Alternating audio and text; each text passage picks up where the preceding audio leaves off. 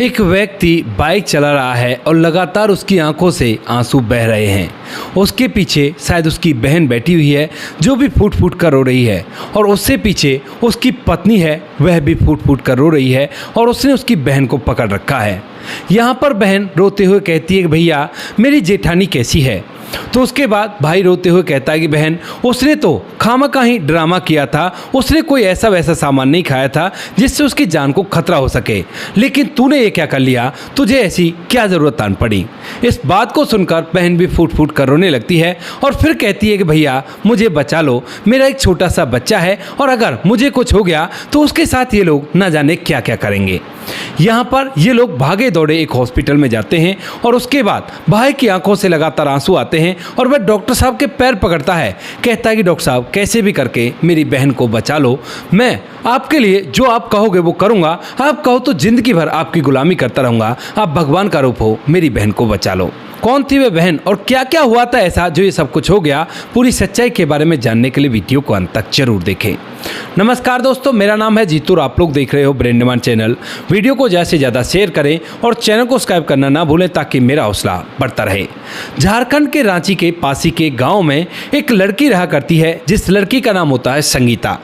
संगीता का एक बड़ा भाई होता है जिसका नाम मनीष होता है और मनीष जो है वह अपने खेतों में खेती बाड़ी करके अपना जीवन जिया करता है, यानी कि वो जिम्मेदार फैमिली है। और पहले तो खेती बाड़ी पिताजी किया करते थे, लेकिन जब मनीष सयाना हो जाता है और उसकी शादी हो जाती है तो उसके बाद वह खुद खेती बाड़ी को संभालता है और पिताजी केवल उसका हाथ बटाया करते हैं। यहाँ पर मनीष और उसकी छोटी बहन दोनों ही भाई बहन घर के अंदर हैं और जब बड़े भाई की शादी हो जाती है तो उसके बाद छोटी बहन पर और भी ज़्यादा लाड़चाप हो जाता है और यहाँ पर बड़ा भाई अपनी छोटी बहन की शादी के लिए एक्स्ट्रा पैसे कमाने के लिए इधर उधर ज़मीन को पैसों से खेती बाड़ी करने के लिए ले लेता है, यानी कि पैसे वह लगाया करता है और खेती किया करता है और उनमें से जो पैसे बच जाते हैं उससे ज़मीन का पट्टा दे दिया करता है। यहाँ पर ये सब कुछ चल रहा था और भाई ने अपनी बहन की शादी के लिए ढेर सारे रुपए पैसे इकट्ठे कर लिए थे। घर के अंदर बड़ा ही प्यार था। जो संगीता थी वह अपनी भाभी की भी चहेती थी, इधर जो उसका भाई होता है उसकी भी चहेती थी, साथ में माता पिता की भी काफ़ी ज़्यादा चहेती थी। वह सभी से हंस बतियाया करती और उसके बाद जैसे वो 18 साल की होती है तो यहाँ पर उसका भाई उसके लिए रिश्ता ढूंढने लगता है। बहन मना भी करती है, लेकिन भाई कहता है कि बहन कोई बात नहीं, शादी तो तुम्हारी करनी है और किसी दिन जब भी करनी है जब भी करनी है तो अभी क्यों ना कर दें, और तुम्हारी शादी करके ये नहीं है कि तू हमेशा ही वहाँ पर रहेगी, जब मन करे यहाँ पर आ जाना, कोई भी दिक्कत नहीं है। ऐसा कहकर वह उसके लिए रिश्ता ढूंढता है और ढूंढने से एक अरुण नाम का लड़का उन्हें पासी के गांव में मिल जाता है, जो गांव यहाँ से लगभग 10 से 15 किलोमीटर दूर था। उस गांव के अंदर अरुण नाम का लड़का होता है जिसका भी एक बड़ा भाई होता है और उसकी भी शादी हो चुकी है। उसके बड़े भाई की पत्नी को एक बच्चा भी है और साथ में यहाँ पर जो अरुण होता है वह भी अपने परिवार का लाडला है। तो इसी वजह से मनीष जब अपने पिता के साथ वहाँ पर रिश्ता देखने के लिए जाता है तो घर भी काफ़ी अच्छा था, बच्चे को ज़मीन भी आया करती थी और वह इस शादी के लिए हामी भर लेता है। यहाँ पर जब शादी की बातें तय हो गई थी तो उसके बाद एक तारीख रखी जाती है और उस तारीख पर दोनों की शादी हो जाती है, यानी कि अरुण और संगीता की दोनों की शादी हो गई थी। और शादी होने के बाद संगीता दुल्हन बनकर अरुण के घर में आती है। संगीता के माता पिता ने उसे अच्छी तरह से समझा दिया था, कह दिया था कि बेटी यहाँ पर तो तेरा घर है, लेकिन वहाँ पर ढंग से रहना और किसी से भी कोई लड़ाई झगड़ा बिल्कुल भी मत करना, अपने पति का कहा मानना, सास ससुर का कहा मानना, और सुना है तेरी जेठानी भी है तो उसको भी अपनी बड़ी बहन समझ कर ही उसके साथ व्यवहार करना। संगीता सारी बातों को समझ जाती है और ऐसे ही उस घर के अंदर जाती है, यानी कि वह सभी का कहा माना करती, सभी के साथ अच्छा व्यवहार किया करती और सब कुछ अच्छी तरह से चलने लगता है। स्टार्टिंग में जब समय बीतता है तो समय के साथ साथ संगीता को लगता है कि जैसा घर वो छोड़कर आई है वैसा ही घर उसे यहाँ पर मिल गया है और कोई भी कैसी भी दिक्कत नहीं है। लेकिन धीरे धीरे जब उसे शादी को लगभग 1 साल होता है और उसे एक बच्चा हो जाता है तो उसके बाद जब बच्चा होने के बाद वह बिस्तर पर रहती है तो उसी दौरान उसे एक ऐसी सच्चाई पता चलती है जिसे पता चलने के बाद उसे बड़ा ही बुरा लगता है। दरअसल यहाँ पर जो उसका पति अरुण होता है वह उसकी भाभी यानी कि जो उसकी जेठानी होती है उसके साथ अवैध प्रेम प्रसंगों में है। वह अपनी आंखों से सब कुछ देख लेती है, लेकिन अभी किसी से कुछ नहीं कहती और चुपचाप इन बातों को मन ही मन सोचती रहती है। सोचती है कि परिवार की बात है और अपने पति को समझा दूंगी, क्योंकि अब तक अरुण उसकी हर बात मान जाया करता था और कहा करता था कि कोई भी दिक्कत नहीं है। तो इसीलिए वह यह बात सोचती है कि जब ठीक हो जाऊंगी तो उसके बाद जब अपने पति से मिलूंगी तो उसको समझाऊंगी। ऐसा सोचकर धीरे धीरे वो उन दिनों को कंप्लीट कर लेती है और जब वह अपने पति से एकांत में मुलाकात करती है तो उसके बाद उससे कहती है, देखो जो कुछ भी तुम कर रहे हो वो बिल्कुल भी ठीक नहीं है और मुझे सब कुछ पता चल गया है।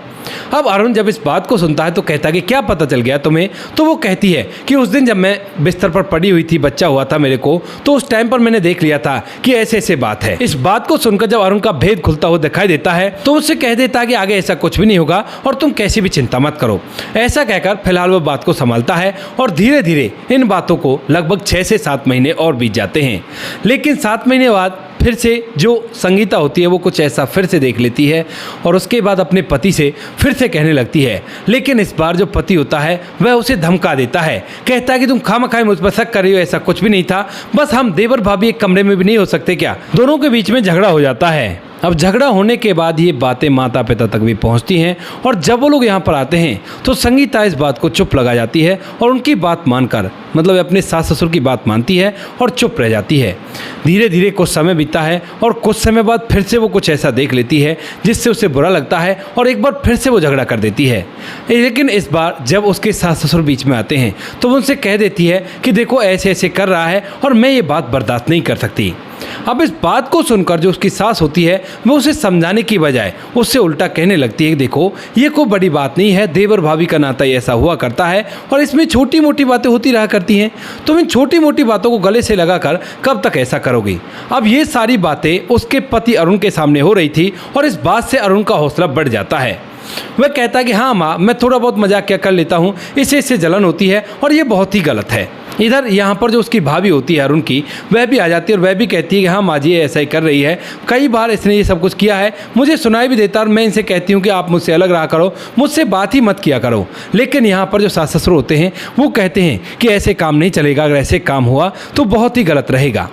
इसके बाद यहाँ पर संगीता फिर से चुप लगा जाती है। लेकिन धीरे धीरे जैसे जैसे समय बीतता है तो समय के साथ साथ ये बातें कुछ विशाल रूप ले लेती हैं और इन बातों के चलते ये बातें अब संगीता अपने मायके में भी बताने लगती है। कहती है कि माँ बाबूजी मुझे ना अलग करवा दो, मैं इनके साथ नहीं रहना चाहती। अब जो उसके माता पिता होते हैं वो पूछते हैं कि कारण क्या है बेटा, तो उसके बाद वो कहती है कि नहीं बस हमारी बनाई नहीं करती मेरी जेठानी से और इसीलिए हम दोनों को अलग होना है। लेकिन यहाँ पर असली बात वो नहीं बताती है। अब इन बातों को सुनते सुनते जब वो लोग काफ़ी ज़्यादा परेशान हो जाते हैं तो उसके बाद एक दिन अपने बड़े बेटे नीरज और उसकी पत्नी को भेजते हैं, क्योंकि यहाँ पर घर में लड़ाई हो रही थी और लड़ाई के दौरान संगीता ने उनके पास फ़ोन किया था कि आप लोग फ़ौरन से यहाँ पर आ जाओ और हम लोगों का फैसला करवा दो।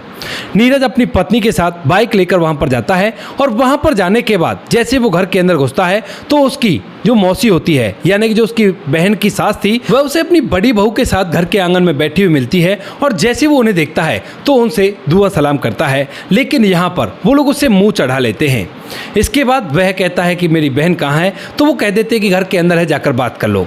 इसके बाद यहाँ पर जो भाई होता है वह अपनी छोटी बहन के पास जाता है और वहाँ पर जाकर उससे कहने लगता है कि बहन क्या बात है, ऐसे परेशान क्यों हो रही हो। तो उसके बाद यहाँ पर जो उसकी बहन होती है वो कहने लगती है कि भैया परेशानी की जो बात है वो आपको मैं बाद में बता दूंगी, लेकिन आप ना हमें कैसे भी करके अब अलग कर दो, मैं इनके साथ नहीं रह सकती, हमें अलग से रहना है वरना मेरा घर बिगड़ जाएगा।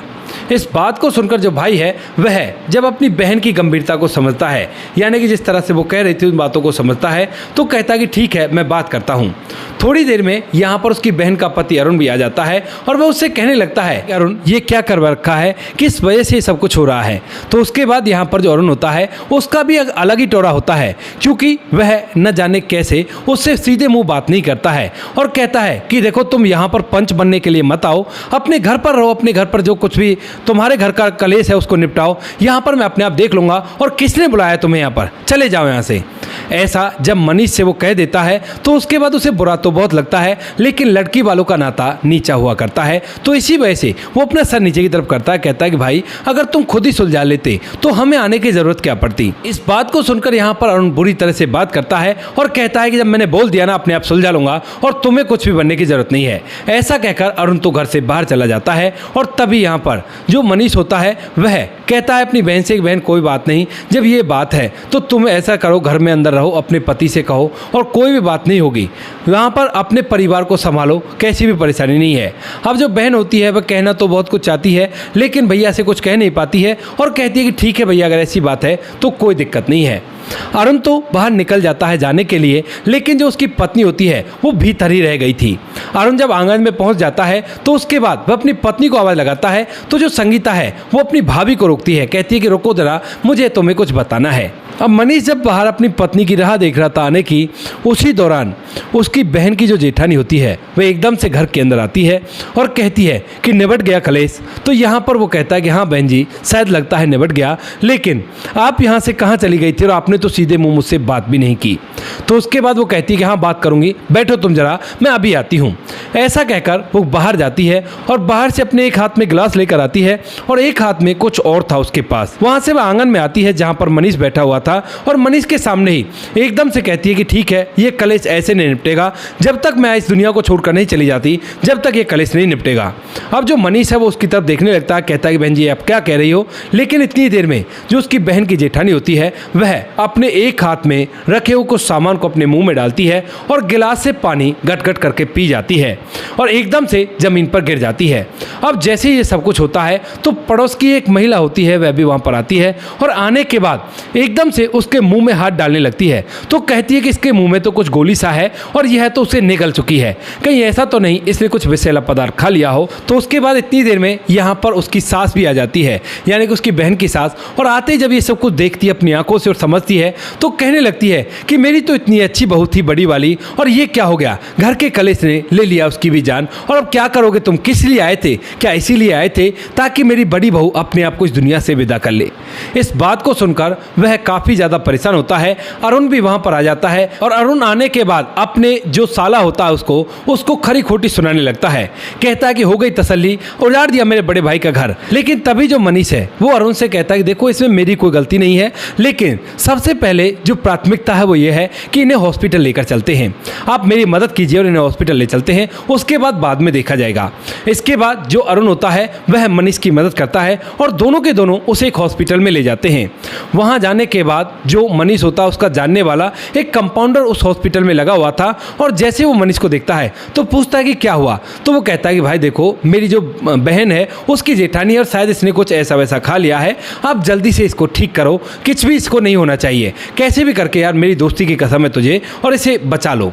उसके बाद वो कहता है चिंता मत करो मैं अभी जाता हूँ, और ऐसा कहकर वह अंदर चला जाता है। वहाँ पर वो खूब कोशिश करता है और जब उसे पता चलता है कि इसने कुछ भी ऐसा वैसा नहीं खाया है, खामा खा ये तो ड्रामा है, तो वह बाहर आकर मनीष को बताता है कि भैया इसने ऐसा वैसा कुछ भी नहीं खाया है, ये तो खाली ड्रामा कर रही थी, क्या घर में कोई कलेश चल रहा था। तो वो कहता है कि हाँ भाई कलेश तो चल रहा था। तो वो बताता है कि इस कलेश के चलते ही ऐसे छोटे मोटे ड्रामे ये लोग कर दिया करते हैं, तो आप कैसी भी चिंता मत करो, कुछ भी से नहीं होगा और आप यहाँ से जा सकते हो। ऐसा कहकर जो कंपाउंडर होता है उसे जाने के लिए कह देता है और जो मनीष होता है जब वह ये सुनता है कि ड्रामा कर रही है तो उसके बाद उसे बड़ा ही बुरा लगता है और वह जब अपनी बहन के उन वर्डों को सोचता है जो आखिरी बार में वो कह रही थी, क्योंकि जब मनीष उसे लेकर वहां से हॉस्पिटल के लिए आ रहा था तो सास बार बार उसे ताना मार रही थी कि मेरी बड़ी बहू को खा गया और ये कर दिया वो कर दिया। तो उसकी जो बहन होती है मनीष की, वह कहने लगती है कि मेरे भाई ने कुछ भी नहीं किया है, ये तुम्हारी बहू का ही किया धरा है, और ऐसा कहते हुए वह फूट फूट कर रो रही थी।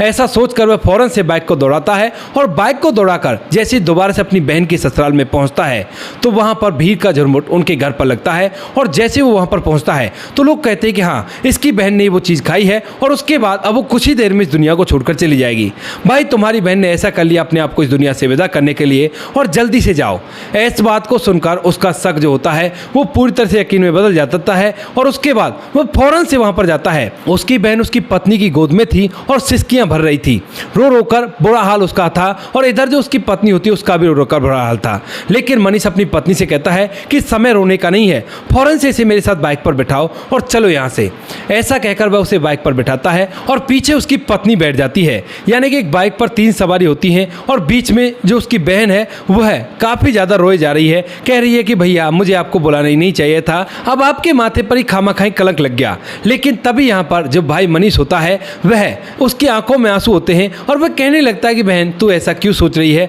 कुछ भी नहीं हुआ और तू हिम्मत रख, मैं थोड़ी देर में हॉस्पिटल पहुंचा देता हूं। लेकिन तभी वो कहती है कि भैया मेरी जेठानी का क्या हाल है, क्या वो बच जाएगी ना। तो उसके बाद वो कहता है कि बहन वो तो उसको कुछ भी नहीं हुआ, उसने तो खामखाई ड्रामा किया था, ऐसा वैसा उसने कुछ भी नहीं खाया था, लेकिन तूने ये क्या कर लिया और तूने ये सब कुछ क्यों खा लिया। इस बात को सुनकर यहाँ पर बहन रोने लगती है और रोते हुए कहती है कि भैया अगर ऐसी बात है तो मुझे मरना नहीं है, कैसे भी करके मुझे बचा लो। और ऐसा कहकर बहन भी रोने लगती है, भाई भी रोने लगता है और साथ में जो भाई की पत्नी यानी कि भाभी जो पीछे पकड़ कर बैठी हुई है वह भी रोने लगती है। वो सभी लोग थोड़ी देर में एक हॉस्पिटल पर जाते हैं और वहाँ पर जाकर जो मनीष होता है वह डॉक्टर साहब के पैर पकड़ लेता है और रोने लगता है, कहता है कि डॉक्टर साहब कैसे भी करके मेरी बहन को बचा लो, क्योंकि हम इससे बहुत ज़्यादा प्यार किया करते हैं और कैसे भी करके इसे बचा लो। डॉक्टर साहब कहते हैं कि कोई बात नहीं, मैं अपनी से कोशिश करूँगा और आप चिंता मत करो। डॉक्टर साहब उसे ट्रीटमेंट के लिए ले जाते हैं और जब उसका ट्रीटमेंट कर देते हैं यानी कि पेट की सफाई वगैरह कर देते हैं तो उसके बाद उनसे पूछने लगते हैं कि कैसे कैसे हुआ था।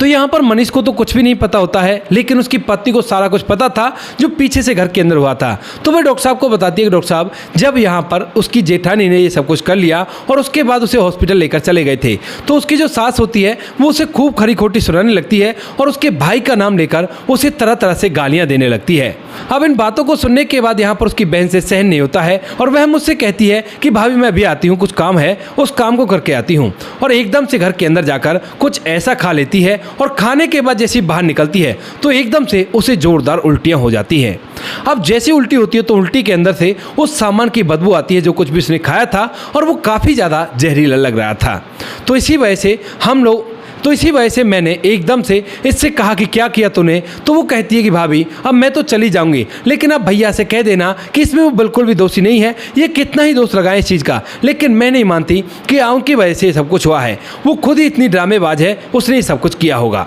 ऐसा कहकर वह रोने लगती है और जब ये बात सास को पता चलती है तो वह चिल्लाते हुए घर से बाहर निकलती है कि ये क्या हो गया, मेरी छोटी बहू ने भी ऐसा ऐसा कर लिया। लोग इकट्ठा होते हैं, लेकिन उतनी देर में यहाँ पर उसका जो भाई होता है मनीष वह भी वहाँ पर आ जाता है और उसके बाद वो लोग इसे हॉस्पिटल पहुँचा देते हैं। और डॉक्टर साहब कहते हैं कि चिंता मत करो, कोई भी दिक्कत नहीं होगी और तुम्हारी बहन बिल्कुल ठीक ठाक हो जाएगी। उसके बाद वहाँ पर कुछ दिनों उसका इलाज चलता है और कुछ दिन इलाज चलने के बाद वह पूरी तरह से स्वस्थ हो जाती है। हालांकि इनको एक झटका लग चुका था क्योंकि जो बहन संगीता थी वह गर्भवती थी और उसके गर्भ को डॉक्टर साहब नहीं बचा पाए थे और इसी वजह से संगीता को काफ़ी ज़्यादा बुरा लगता है। और उसके बाद जब वह अपने मायके जाती है तो उसके बाद अपने भाई से कह देती है कि भैया अब मुझे वापस उस घर में नहीं जाना, मैं तो यहीं पर रहूँगी, उन्हें रहने दो, कोई भी दिक्कत नहीं है, ना मुझे उन पर कोई केस करना है, ना ही कोई ऐसी वैसी बात करनी है। यहाँ तक कि जब पुलिस वाले वहाँ पर आते हैं तो वहाँ पर भी वो यही कह देती है कि गलती से सब कुछ हो गया, मैंने जानबूझकर नहीं किया और ना ही किसी का दबाव है मेरे ऊपर।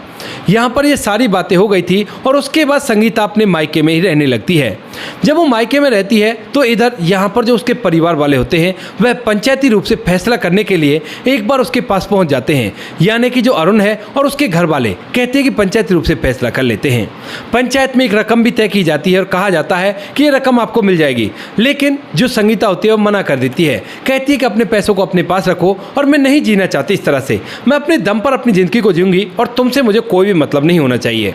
ऐसा कहकर संगीता जाने से मना कर देती है और यहाँ पर अरुण भी इस बात से खुश होता है कि संगीता नहीं आएगी, क्योंकि वह अपनी भाभी के साथ अवैध प्रेम प्रसंगों में था और इसी वजह से सब कुछ हो रहा था। लेकिन जब यहाँ पर अरुण जो होता है वह अपनी भाभी के साथ रहता है, क्योंकि यहाँ पर बच्चे को भी संगीता ने मांग लिया था और इन लोगों ने खुशी खुशी उसे दे दिया था। तो जब वह अपने भैया भाभी के साथ रहता है तो अरुण को अपनी असलियत समझ में आती है। दरअसल यहाँ पर भाभी अब तक उसका इस्तेमाल कर रही थी और जब उसे पता चलता है कि अब इसकी पत्नी तो इससे दूर हो ही चुकी है तो उसके बाद वह उससे ज़्यादा लाड़ चाप भी नहीं किया करती है और उसके साथ नौकरों जैसा व्यवहार करने लगती है। यहाँ पर ये बातें माता पिता को भी महसूस हो जाती हैं और उसके बाद जब वह एक दिन अपने बेटे को बुलाते हैं, कहते हैं कि बेटा ये बताओ आखिर हुआ क्या था। तो यहाँ पर जो अरुण है वो पूरी सच्चाई बता देता है, कहता है कि माँ भाभी के साथ मेरे नैन लड़ गए और उसके बाद हम दोनों के बीच में ही सब कुछ होने लगा। मैं भाभी का कहा माना करता और वो मेरे साथ जैसा मैं कह दिया करता वैसा किया करती और इसी के चलते हम दोनों में लड़ाई हुआ करती थी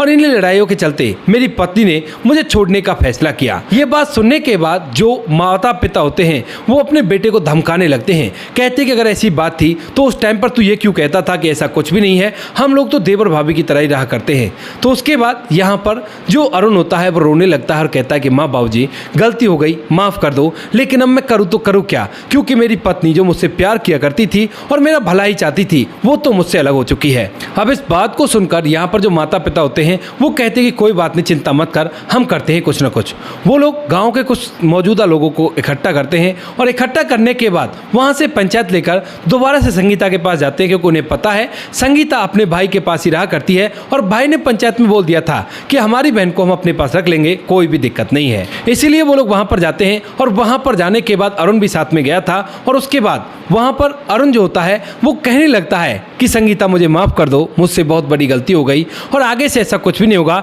लेकिन तुम मेरे साथ चलो, मैं तुम्हारे बच्चे के बिना नहीं रह सकता। उसके बाद भी संगीता मना कर देती है, कहती है कि उस टाइम पर भी तो मैं कहा करती थी मैं तुम्हारे साथ नहीं जाऊंगी। पंचायत जो है वो वापस जाने लगती है, लेकिन जो अरुण है वह अपनी गलती से इतना शर्मिंदा था कि वह वापस नहीं जाता है। कहता है कि ठीक है, मैं तुम्हारे दरवाजे पर ही पड़ा रहूंगा और जो बदनामी होगी वो तुम्हारी होगी, ना कि मेरी। ऐसा कहकर वह उनके दरवाजे पर बैठ जाता है और उसके बाद धीरे धीरे जब गाँव के लोग निकलते हैं तो यहाँ पर अरुण के जो ससुराल वाले होते हैं उन्हें शर्म आती है और वह उसे घर के अंदर ले आते हैं। घर के अंदर लाने के बाद संगीता से कहते हैं कि बेटा कोई बात नहीं, माफ कर दे, इसे चले जा, लेकिन संगीता मना कर देती है। धीरे धीरे कुछ दिन बीतते हैं और कुछ दिनों बाद जो संगीता है वह समझ जाती है कि अरुण अब सुधर चुका है और वह अब उसे अच्छी तरह से रखेगा। तो उसके बाद संगीता भी उसके साथ चलने के लिए तैयार हो जाती है और उसके बाद आज तक भी ये लोग अपना घर अच्छी तरह से बिता रहे हैं। भैया भाभी से अलग हो गए हैं और माता पिता अरुण और संगीता के पास रहा करते हैं। सास भी बार बार इस बात को सोचकर परेशान हुआ करती है और उससे माफ़ी मांगा करती है।